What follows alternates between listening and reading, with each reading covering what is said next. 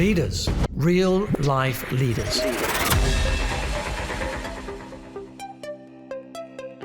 Hey guys, welcome to today's episode. And I'm so excited. We have Shawna Schuh. I was just telling her how much I loved her name. I said, if you ever get married again or anything like that, you got to keep your name because it's absolutely amazing. And it's actually spelled S-C-H-U-H.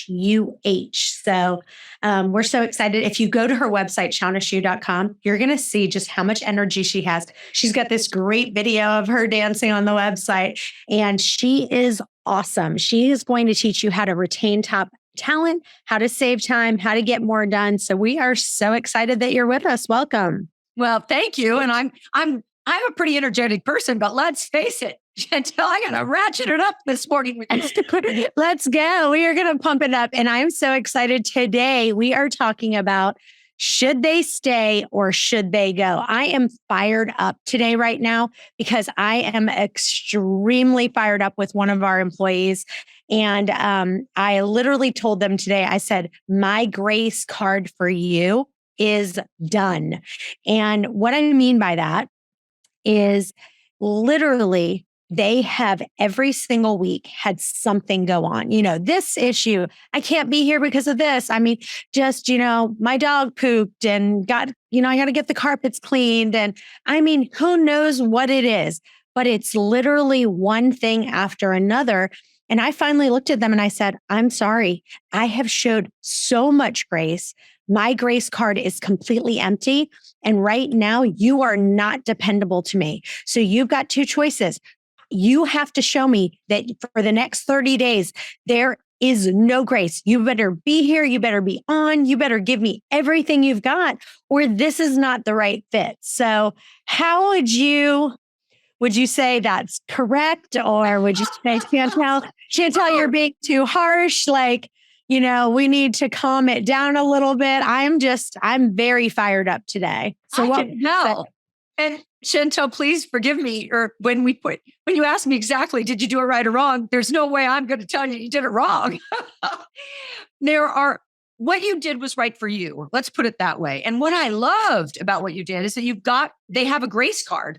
Think about that for a minute. If you actually looked and said that I give people grace when they make a mistake, this is beautiful. And so maybe every listener that's on here goes, do I even have a grace card? Am I really too quick to judge them? So the fact that you have that is brilliant. Here's another idea for you that might be the next time that they let you down, because apparently, I don't know how many times you've given them grace, but once you give somebody grace, they kind of go, oh, that wasn't so hard, or that wasn't so bad. And they continue to let you down. So it sounds as if one of the things that I think I can help your listeners with is when I'm working with my clients, the goal is never to fire anyone. Right? We want to retain them. We want to keep them. We want them to be active, wonderful members. But if they need to go, should they stay or should they go? And this person looks like she needs to go. Is it a she, he? I'd rather not say. Perfect. So whoever it might be, you would actually sit down and ask a question. And one of the things I help my clients with a lot is instead of telling, which you did, you were great at that. This is what has to happen in the next 30 days. So we're kind of under the gun. But what if we just put it out there and we've decided that this person has let us down over and over? So we just sit down and we say, based on results. Okay, here's the real piece. Based on results, I'm thinking you don't want to work here. Is that true?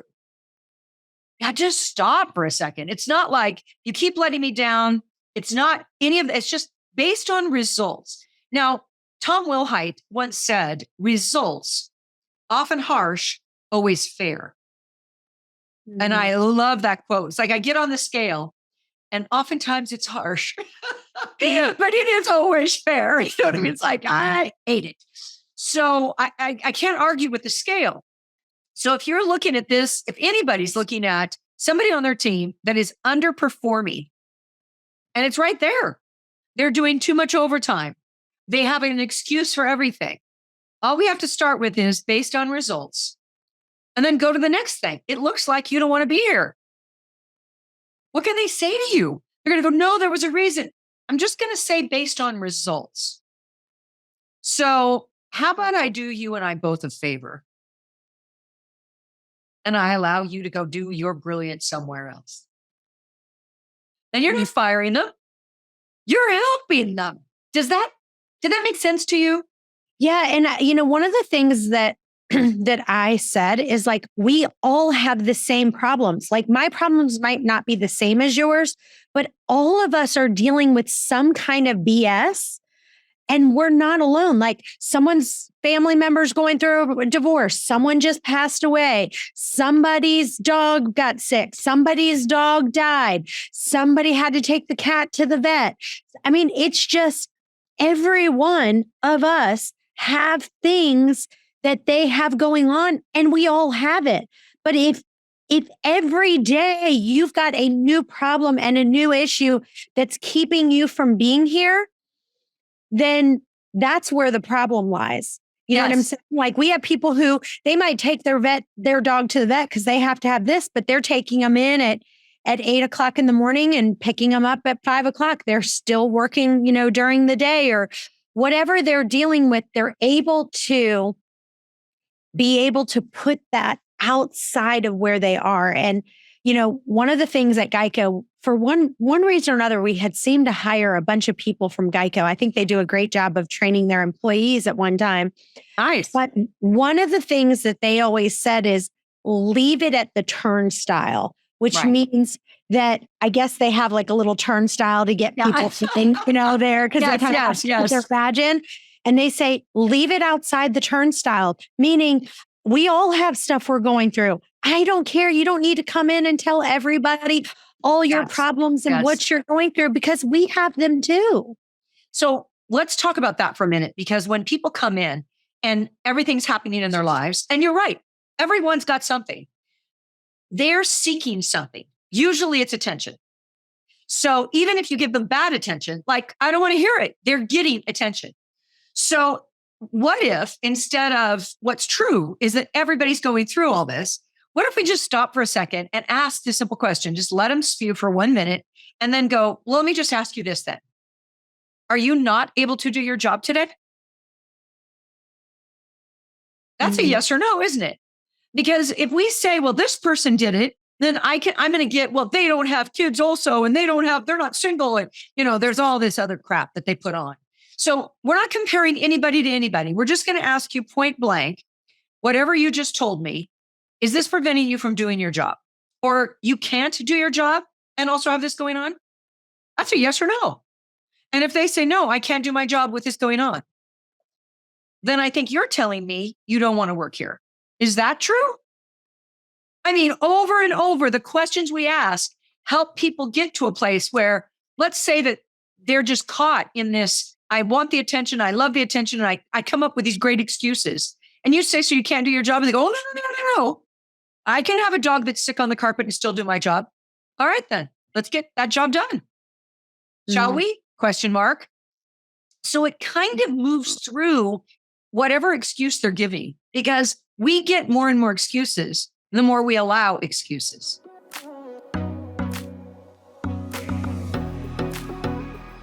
And I think that's exactly what I've done is I've been so grace-filled that I've been like, oh my gosh, I'm so sorry. Absolutely. Take that time off.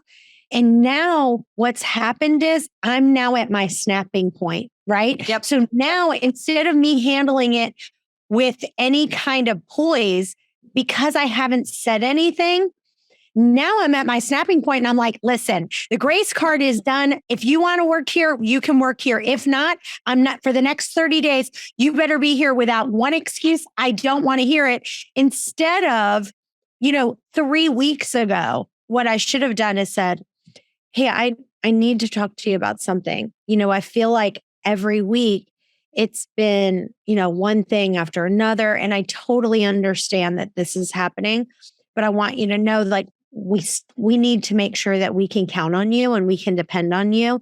And right now I'm not feeling that way. And I don't like that feeling. I don't like having that feeling that I can't depend on you. So well done, Chantel, of being able to bring your voice down and be more vulnerable with them. And I would challenge you again to say, because as a leader, I don't want to hear about their feelings.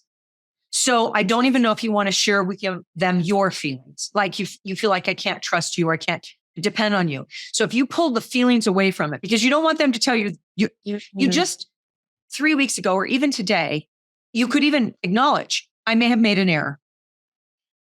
Taking excuses from you was not the best interest of you. So I'm going to ask you, this is again, rather than talking to them, asking them, do you feel that you can do your job? This isn't yes or no. You're going to that. Because if they come to you and they go, I don't feel good today. And let me back up for a second. When I work with my clients a lot, especially during the pandemic, everybody wanted to check in and see how people were feeling. But the more that you said, how are you feeling? And then they're like, oh, I feel isolated, or I feel down, or I feel frightened, or I feel. Well, really and truly, feelings are changeable. They're so quickly. Feelings are so, I go outside or I wake up and I'm in a bad mood. I didn't sleep well. I have all these bad feelings. I go outside. I see this fabulous sunrise. And in a second, I feel better. So feelings are so transactional. They move and shake. But if I say, am I committed? Or what are we doing about your job or your performance? Let's gauge what your results were. So you call in and you don't ask how they're feeling. You don't say, I'm feeling like you're doing this. You just say, what are the results we're getting? Does that make sense, Chantel? Yeah, does that it help does. you? And I love what you said about judge by results. It's often harsh, but it's always fair. And I think that is such a big piece. And I want to talk about how certain jobs, like there's certain jobs where, let's say somebody's a recruiter, right? And they need to hire, in order for them to be able, in your mind, for them to be winning at that position, they would need to hire 10 people. Well, that's for the month, let's say. So let's say you said, okay, great. Are you winning or not? At the end of the month, we take a look at it. Did you hire 10 people? Yes. Great. High five. You're doing a great job. No, you didn't. Hey, we need to do a performance, improvement plan on you. But there's other jobs where it's not as easy to identify the results, like you said, because it's like judge by results. Well, some jobs, some positions, it's a little bit more murky than others. Can you speak to that at all? Well said. So, especially if they don't know, there's not a scorecard. 10 people, 10 people. That's it. That's did you or didn't you, right? You get on the scale, that number is a did you or didn't you. When it has to do with customer experience, when it has to do with something where you're handling other people, when it has to do with something like going through a process, and suddenly this is as many as I could get done today. Or yes, I dealt with that person really, really well. You can then ask, there's kind of a theme here. How did you gauge whether or not you were successful? And let them determine it. I was successful because I did it without any errors. Or I was successful because I handled it in a way that I had never handled it before. Oh, good. Now, how could you make that process even better? How could we tweak it? Or would you teach it to me? And as they teach it to you, you realize, oh man, this could be improved, this could be improved, this could be improved. And then you're in it and you can understand the improvement process, even if it isn't quantifiable. Did that make sense?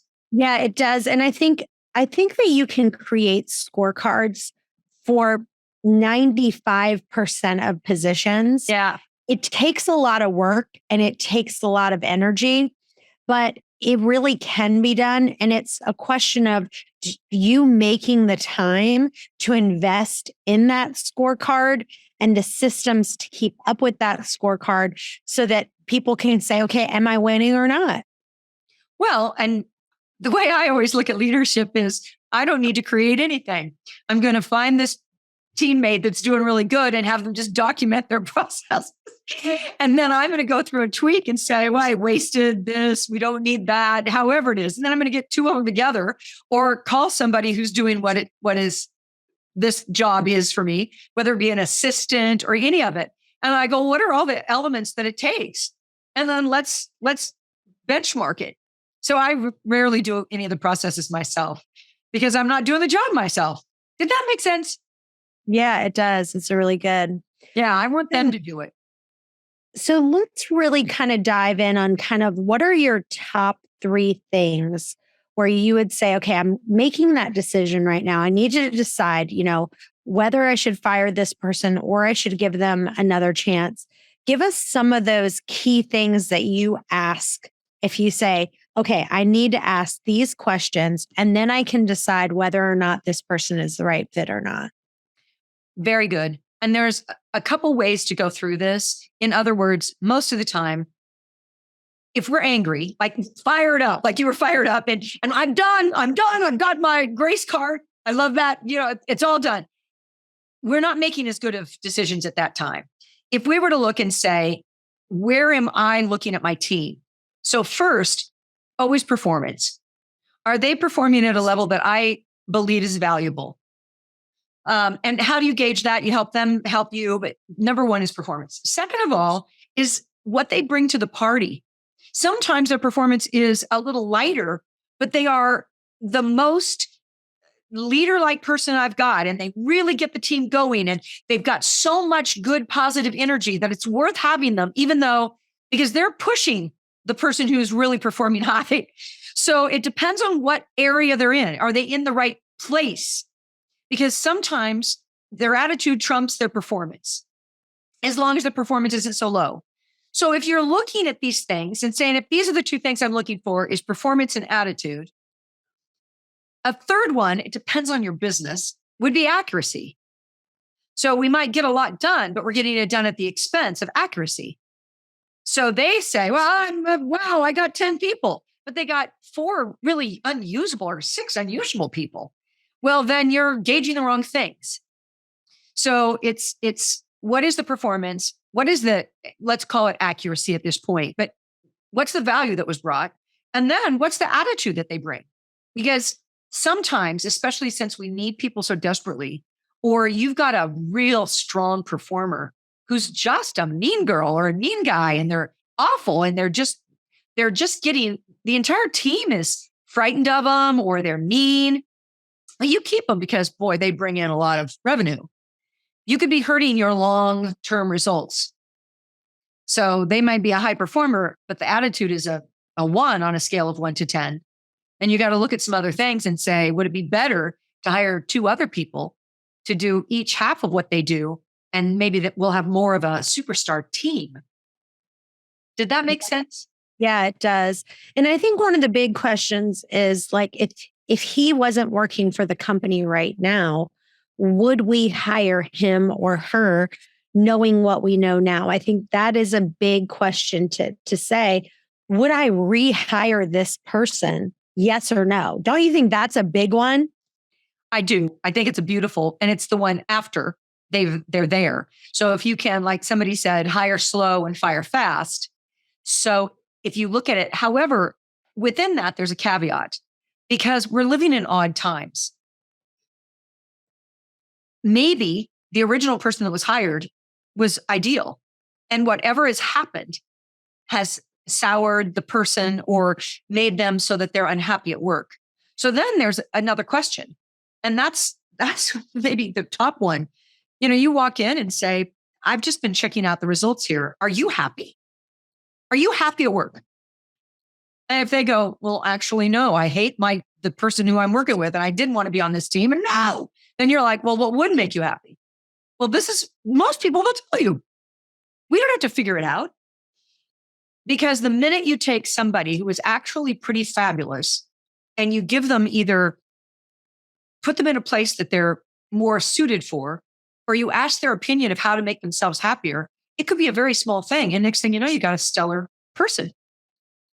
So before you let them go, should they stay or should they go? Now, if you don't like them, if they've proven themselves to be really untrustworthy or whatever, like you're at the end of it. I probably wouldn't even give them 30 days. I mean, you are obviously so done and you're giving them every single opportunity. You might go, I have, and it doesn't appear you want to be here. So instead of being under the gun and me watching you like a hawk, do you want a different opportunity? I can do that this afternoon. And now a word from our sponsor, Canzel Realty. Run your business your way, only at Canzel Realty. You can have all the freedom with none of the standard real estate red tape. If you're an agent, you get to run the show however you want and be your own boss. If you want to launch a team, you don't have to jump through all the hurdles and holdups.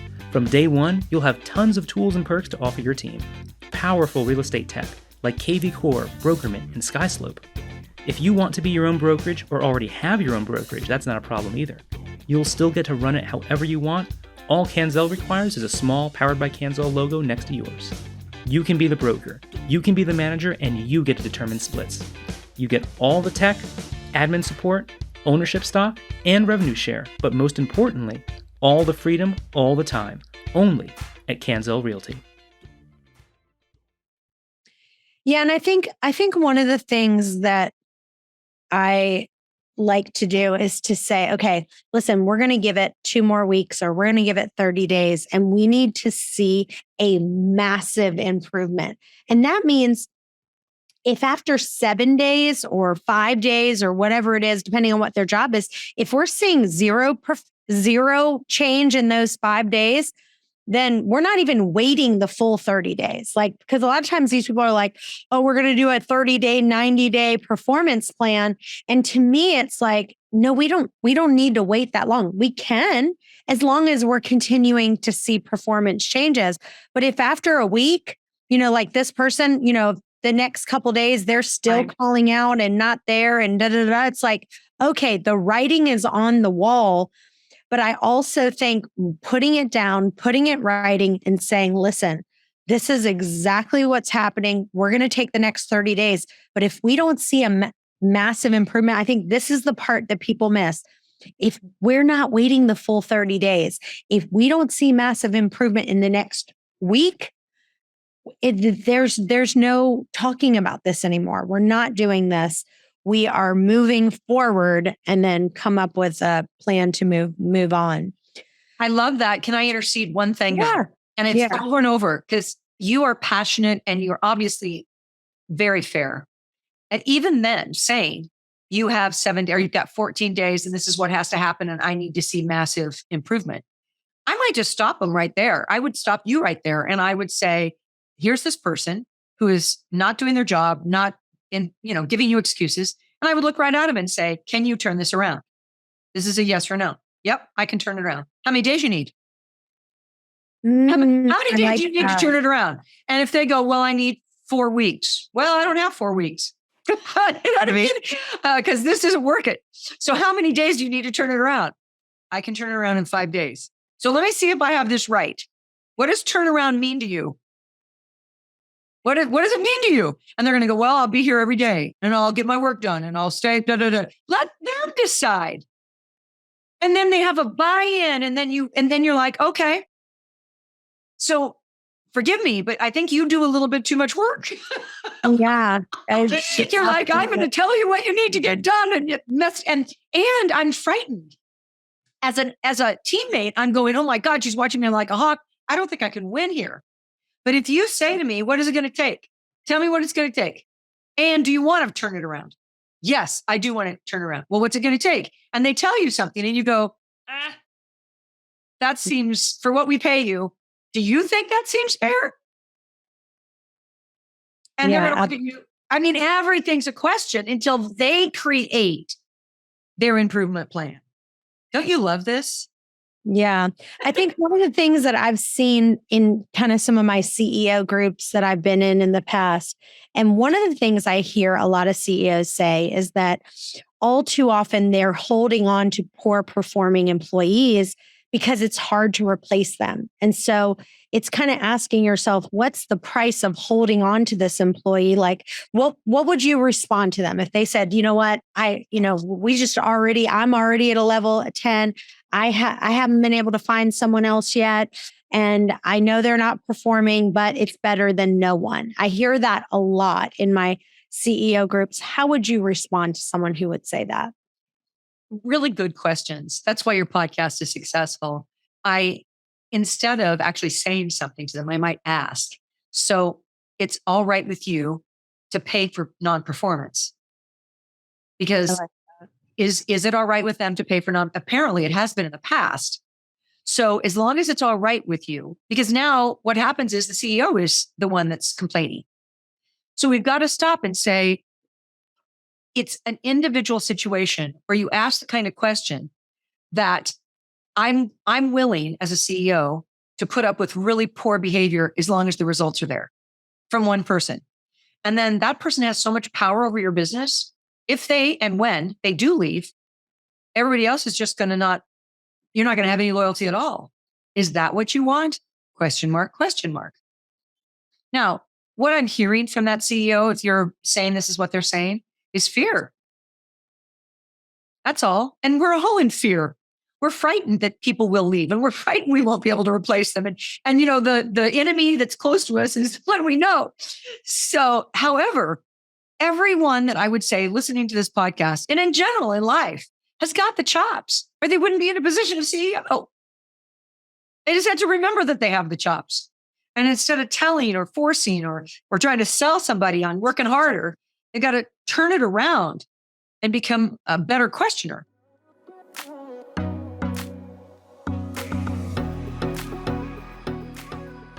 I think that's so good. And I think that people need to understand, like, you should be giving people a performance improvement plan, a PIP. And what we're saying is, hey, we agreed on this. So we sat down and we both said, here's what is not working for us right now. I need you to fix A, B, C, and D. And then what happens is the employer doesn't fire that person because, like you said, that they're scared for whatever reason. Either they're not going to find someone, or it's going to upset the apple cart, or it's going to hurt the team in some way. But again, if you don't do anything about it, it has a lot of negative consequences that I don't think people realize. And I know for me in the past, I've kind of let some people hang on because I didn't want to deal with it. And that's when you decide whether you're a good company or you're a great company. And it all falls back to the CEO having a set of kahunas and having a set of balls and saying, listen, we're doing this. Here's the goal. This is the vision. This is where we're trying to get to. And you either have to get on the train or get off the train. We're not going to be on the halfway. Get on or get off. And here's what I need you to do to get on there. Woo! I am fired up today. You are. And what I love is your passion.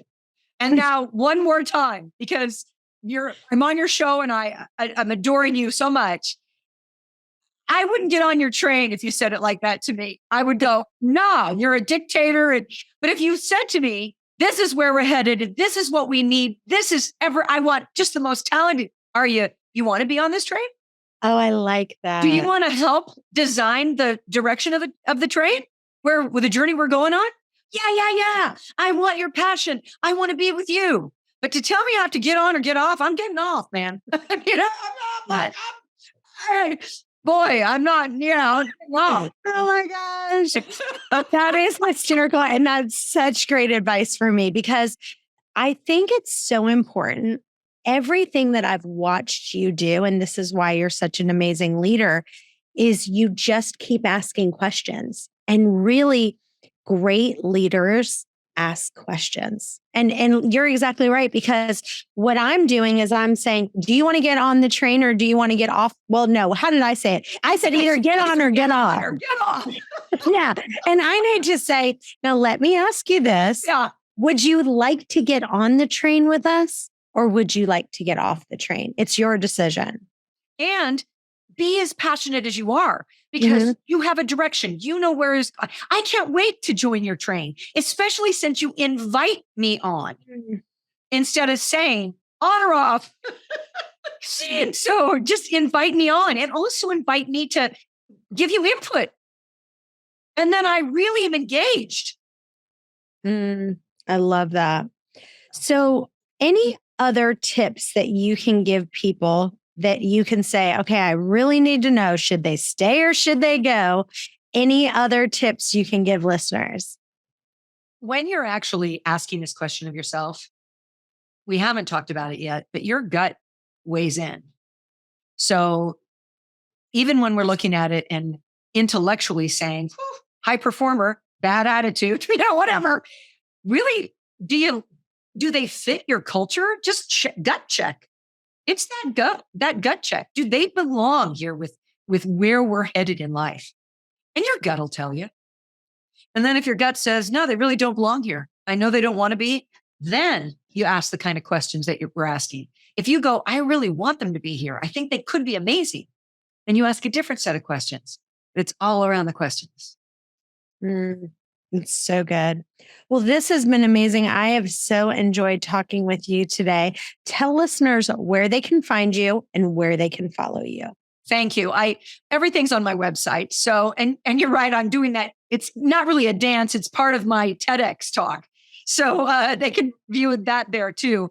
My website is shawnaschuh.com, and my first name is spelled SHAWNA. And as you so graciously told them, it's SCHUH for the last name. And when they go there, they can actually sign up to get a free one-on-one with me. So if they're listening to this and they go, oh my gosh, I liked what she had to say, I do a free coaching session. It's not a sales call. It's totally, matter of fact, people call and they go, tell me how I work with you. I go, no.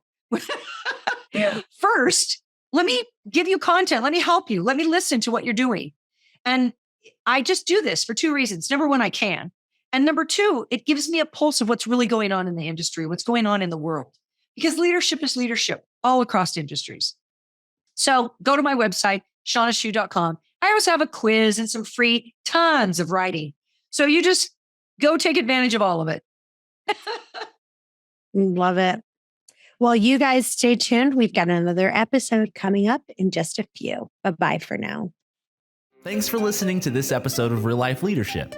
If you'd like to get the show notes or access more resources, log on to reallifeleaders.com/podcast to get the show notes from this episode and any other resources we might have mentioned. And also, we'd love to hear from you. Be sure to review or rate this podcast on Apple Podcasts to help spread the word.